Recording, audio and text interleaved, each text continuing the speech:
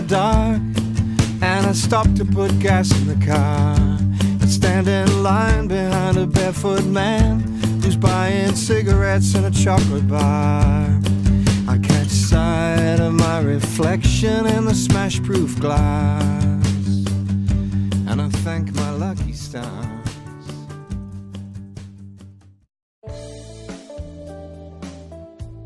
I think I was a little boy, and I was on McGlashan's Island, which is where my mum grew up.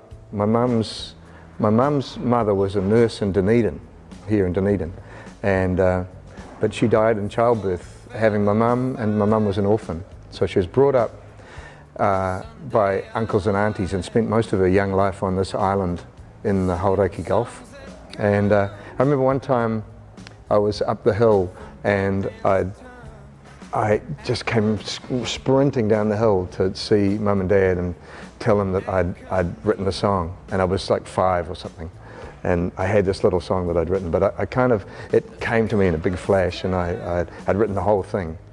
I hadn't sort of worked away on it on a piece of paper, it just all entered me. I can remember that was a real moment where I thought that's what I want to do for the rest of my life. Later,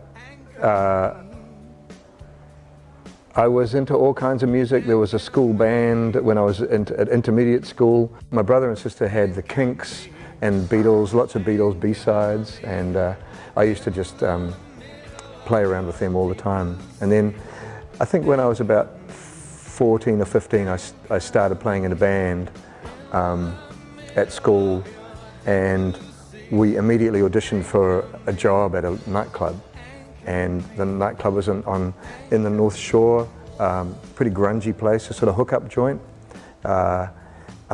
Lots of fighting. I remember being like 15 or 16, totally illegal, shouldn't have been playing there, but with 19 and 20-year-olds all doing all kinds of illegal stuff in front of us. But that was where I kind of learnt to play, learnt to write. I was writing lots of songs for that band, and kind of learning what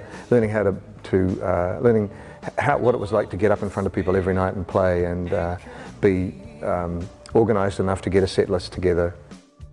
The Mutton Birds was formed with the idea of giving me a vehicle to write.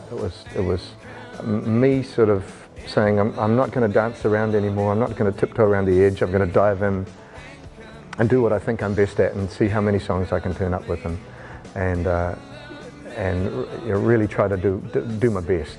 Worked with David Long, who played guitar on the Front Lawn album, or both Front Lawn albums actually, and really cool guy, great musician. And we auditioned drummers. We did some gigs with various different drummers. The guy from Supergroove auditioned.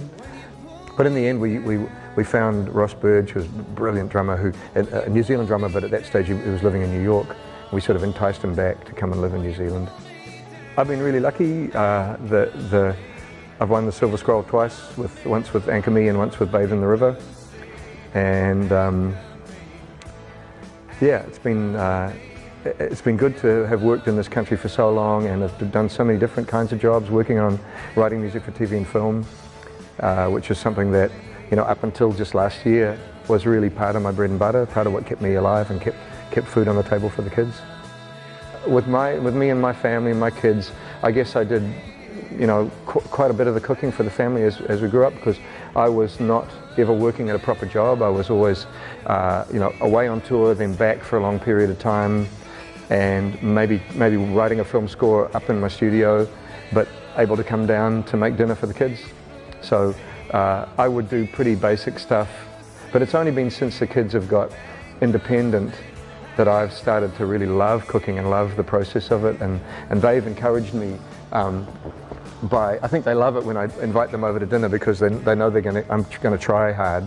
A long time when the kids were growing up, sort of basically just keeping them fed, keeping the protein in them, but now I can really start to enjoy my cooking.